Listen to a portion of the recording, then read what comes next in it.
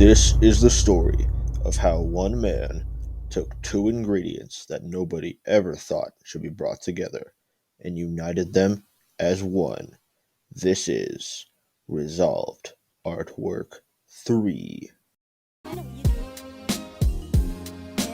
It all started when I was sitting there in my room waiting for my ingredients.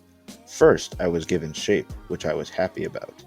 Then, in a dark twist, I was also given unity. I was baffled as to how I would bring these concepts together.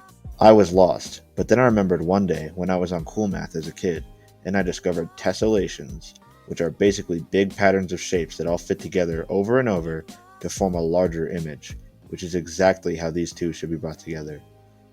For a while I ran with this idea, and I formed this concept. It basically takes the idea of shapes that come together in a pattern and rethinks them in a broader sense. The idea is that the center depicts a dark room with a figure who is sleeping and is unaware of the outer area, which is much brighter in contrast. The spiked area is meant to sort of represent the sun, sort of a direct reference to the fact that the figure is in bed, and that he should get out of bed. There's meant to be grass and sky outside the very bright and lively that are meant to contrast the dark room. It was basically a commentary on how people will spend their days sleeping until the afternoon, and will sit inside all day instead of going out for a bit and seeing stuff. It was less to preach that you should never be in your room, and rather to say, hey, maybe go outside to like a park or something once in a while, and enjoy nature. Because that was something I'd been saying to myself for a long time. I workshopped it for a while, but I wasn't really feeling the idea. However, I did like the concept of making a piece that was sort of about both the positives and the negatives of living. I thought about another idea I had when I first heard my element was shape, which was actually the style of South Park. Its construction paper style is very shape-oriented, and I liked the way it looked aesthetically. I started doodling while trying to mimic the South Park style, and eventually landed on this, which was sort of inspired by that one painting of Adam and God.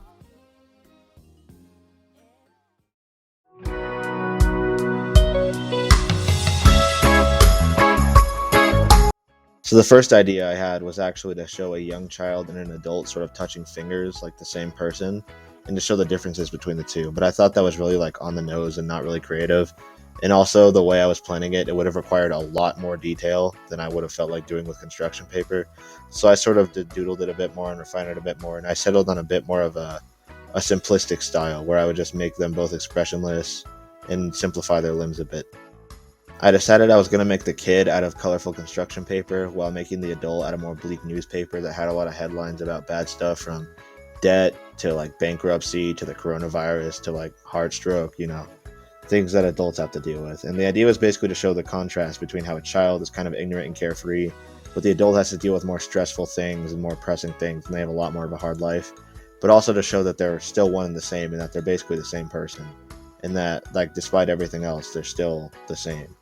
And by making it roughly symmetrical in terms of like their pose, it kind of showed a harmony, which was basically my way of shoehorning unity into this. After that, I had a really hard time choosing a color scheme for the background and the kids' clothes. I wanted to kind of make a sense of harmony by making the background monochromatic, as you can see here. I try to make the background have two different shades of blue, but I feel like that would kind of take away from the idea and the way that the art would look.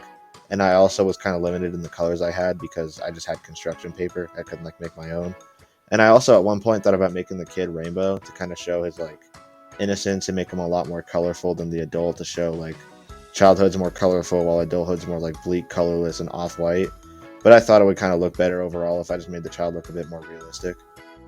I also thought about making the background a lot more detailed and having some very detailed landscapes, but I thought that would kind of take away from the focus. And I wanted the people that were looking at the art to mainly focus on the figures instead of thinking of it as like an aesthetic piece with beautiful landscapes. And so I ultimately decided to just have a simplistic sort of day and night thing going on where I put blue and black. And then I based the kids' clothing off of Stan from South Park. I was also kind of inspired by the way South Park kind of deviates from its own flat style, and it can curve its own flat shapes to make it appear more three-dimensional and like alive, which was an effect I really thought was cool while I watched the show and played the games. And so I wanted to kind of try to replicate that here using the kid's limbs and his body.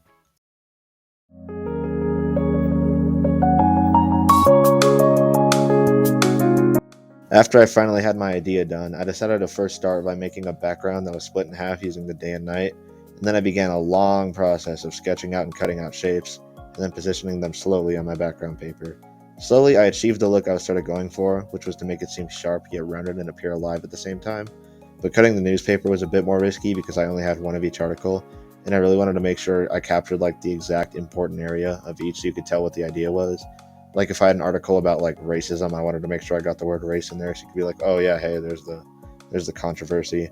So basically I got all that done and then I planned out the kids' design and then I went home.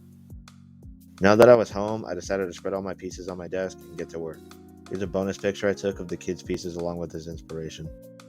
Finally, I started gluing all the pieces on, one aspect at a time. I started with the kid's arms and then his pant legs. I decided to add a bit of extra paper between the legs so that it would have a little more like flexibility with their positioning, but it didn't really turn out that great as it turned out, but I was cool with it. Next, I added his shirt and finally his head and one of his hands. I left his outreached hand out because I wanted to add it last so that I could kind of blend it with the curvature of the paper in the middle, and then I started gluing on the bottoms of the adult's limbs. I was gluing on the tops of the limbs when I realized how badly my glue sticks sucked, and I accidentally tore one of them, but I was able to quickly shove them together and kind of make it appear seamless. I was stressed out due to my glue stick sucking, and I rushed through the rest of the adult, so I kind of forgot to take pictures of it. But I finally had the piece almost complete, and all I had left was to add the hand in the middle that was being shared between the two. To do that, I made a sort of yin-yang effect using half of the white construction paper and half newspaper and kind of try to make it like blend in with the background, like it was a divide. And after a lot of stress, a lot of thick globs of purple glue, and almost spilling water on it, the piece was finally complete.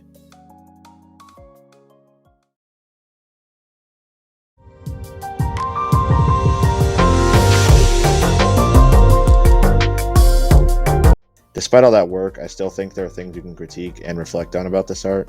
I think the adult turned out a lot sloppier than the kid. The kid had a lot of the curved and lively and South Park-like feels to it that I kind of intended, but the adult's a lot more jagged in comparison, which actually kind of adds to the symbolism, but it wasn't what I intended. The adult's limbs are a lot less connected to like the torso because I rushed it so bad, and his shoulders kind of stick out instead of connecting at the joint. Not necessarily bad, but that's not really what I planned. You can see the same thing with the adult's like outreached hand. It doesn't really cover the wrist all the way. The work has a really light feel to it, despite the attempt to kind of make a darker side. Like the whole thing kind of just feels like there's a light on it and feels very bright, not very dark. Because I try to make the adult side very dark. This is like mostly due to the pastel colors of the construction paper and also the fact that there's no real light like inside the art to make it feel darker. So it all just kind of feels like a child's project that they made in elementary school.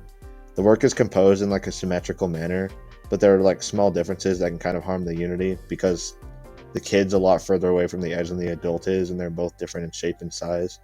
Whenever I see the child, I kind of get the illusion that he's floating or like jumping up to meet the adult, but the adult is more standing, kind of almost walking instead of floating.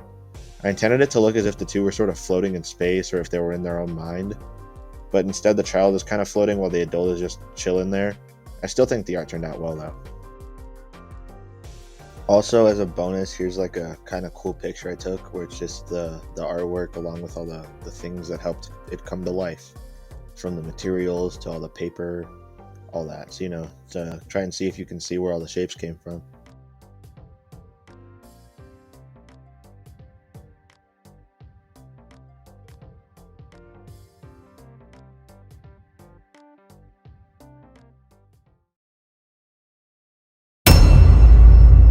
And just like that, history was born. Despite all the turmoil and all the challenges, the artwork had persevered and emerged on the other side as beautiful as could be. This has been the tale of Resolved Artwork 3.